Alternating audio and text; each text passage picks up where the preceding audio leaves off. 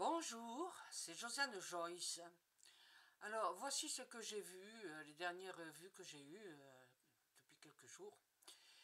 Et je vais parler de la guerre Ukraine-Russie, mon sentiment concernant ce qui va se passer pour l'armistice. Ce ne sera pas un traité de paix, ça sera un armistice. Alors, commençons par une image que j'ai eue, alors incroyable, alors vraiment effarante même. Ce que j'ai vu, c'est une coulée de lave. Oh bon, une coulée de lave, d'accord, il y a partout des volcans qui sont allumés. Bon. Et alors, elle était quand même assez large, mais je ne voyais pas les bords, je voyais juste voilà, le fleuve qui coulait de lave.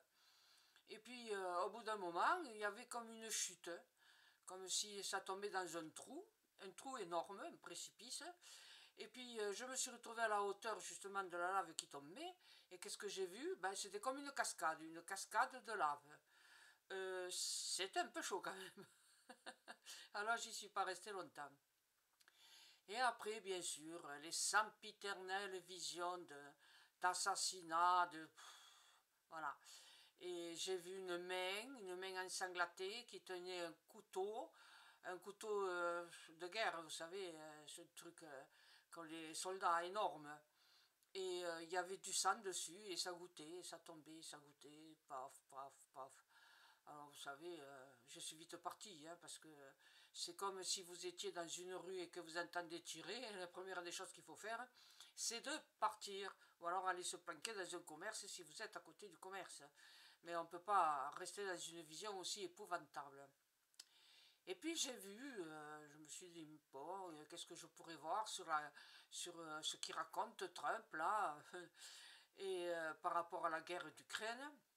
Et bien voilà, alors, et franchement, le dictateur Poutine, en 3 ans pratiquement, et bien, il a pas envahi entièrement l'Ukraine, hein, la plus grande armée du monde. Et bien non, il a tout juste pris 20%, quoi, pas tout à fait 20% du territoire. Hein.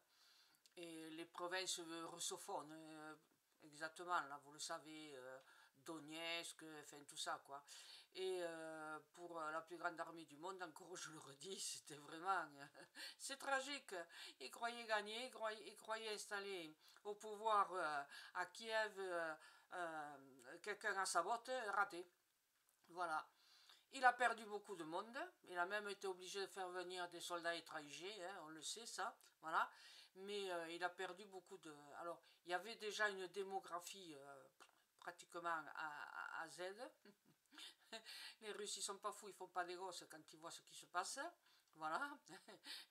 Ils n'ont pas le droit de parler, c'est la dictature complète, ils se taisent, mais bon, ils font ce qu'on leur dit de faire. C'est un peu comme la Corée du Nord, quoi, voilà. Et ils ne font pas des gosses. Voilà, et ce qui se passe, c'est ça. Et donc, il n'y a plus trop de chair à canon, puisque les jeunes qui n'ont pas réussi à partir, à prendre la pour des escampettes, ils ont été envoyés au front, ils sont morts. Et ils n'étaient pas équipés, ils n'avaient rien, il fallait que leur mère leur envoie de quoi se protéger du froid, de la glace et tout ça. Bon, voilà. Ça, c'est pour ce type-là de Russie qui il gagnera rien et voilà il y aura un armistice j'ai dit mais il va rester sur les positions et voilà et puis l'économie elle est en berne les gens ils meurent de plus en plus de faim et voilà ils mangeront des racines c'est tout ce qu'ils pourront faire les pauvres. Bon, et dans les villes c'est pas fini d'avoir des attentats, bon, par la part. C'est vrai que c'est les Ukrainiens, il y en a partout, hein, voilà, des pro-Ukraine, et bien, voilà, des attentats, des émeutes et tout ça, et puis des assassinats parce que les Russes essaieront de récupérer, hein, c'est toujours pareil. Quand il n'y a plus rien à manger dans les commerces, voilà, c'est le plus fort qui essaie de récupérer 1 kilo de farine ou de pâtes. Et puis, alors, les Ukrainiens, ben, ils ont résisté, formidable ça, mais on ne les a pas aidés. Bon, voilà. L'Europe, les Américains, ils ont promis, promis, promis, et puis chaque fois qu'ils ont envoyé des armes qu'il fallait pour qu'ils cèdent, qu'ils se défendent, c'était trop tard. Et alors, ils ont perdu beaucoup. Il y a beaucoup d'Ukrainiens, ceux qui sont riches, il paraît qu'ils sont à Nice. la promenade des Anglais, il y a plein de voitures avec marqué Ukraine. Bon, voilà. Alors, et puis, c'est pas, on peut pas dire que l'Ukraine a résisté, mais elle va perdre, bien sûr, puisque le front sera figé là où il est pour l'instant. Hein, il n'y aura pas beaucoup de gains d'un côté comme de l'autre. Voilà. Et ce qui est sûr et certain, c'est qu'ils vont rentrer dans l'Europe. Alors, attention les agriculteurs, hein, déjà, c'est fini pour vous à cause du Mercosur. Mais si vous avez en plus les poulets ukrainiens, et alors la France et les Français, ben voilà, ils vont manger de la viande pourrie, hein, de la viande picousée et hormonée et tout ce que vous voulez. Il va falloir payer très cher pour avoir un morceau de poulet ou de beefsteak qui ne soit pas étranger. Hein. Oh là là, ils nous ont vraiment eu, la Commission européenne. Ouais, bon, enfin, je préfère pas en dire plus. Et alors, l'Ukraine, ça m'étonnerait qu'il rentre dans l'OTAN, voilà, parce que Poutine, ça sera pour lui une ligne rouge, quoi. Voilà. Des lignes rouges, c'est marrant, il y en a partout. Hein. Il y en a partout des lignes rouges. Hein. Enfin. Non, non, je ne parlerai pas du gouvernement parce que voilà, aujourd'hui, parce que c'est le matin de la fameuse discussion là, qui va présenter ce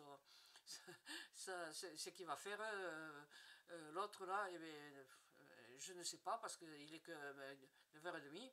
Et je vais pas, bien sûr, à la politique générale, ça sera à 15h, mais bon, je ne vous dirai pas plus parce que je n'ai pas senti et ça ne m'a pas intéressé plus que ça, puisqu'on le sait, ça ne va pas durer longtemps. Ah, par contre, un petit truc que je pourrais dire, quand on regarde les infos et qu'on dit Darmanin, Retailleau, Darmanin, Retailleau, et j'ai l'impression que c'est Retailleau qui va gagner. Eh oui, ouais. S'il continue comme ça, il sera élu président en 2017. Et ben ouais, il nous faudra bien quelqu'un. Hein. Le prochain président, ça pourrait être Retailleau. Eh oui. Enfin, je l'ai vu à, disons, 60%. Hein. Bon, il y a 40% d'erreurs que je fasse erreur. Voilà ce que je pouvais vous dire sur la guerre ukrainio-russo, je sais pas quoi. Merci d'être venu, à bientôt. J'espère que vous entendez bien avec mon micro. Je vais essayer d'en trouver un plus puissant. À bientôt, merci, au revoir.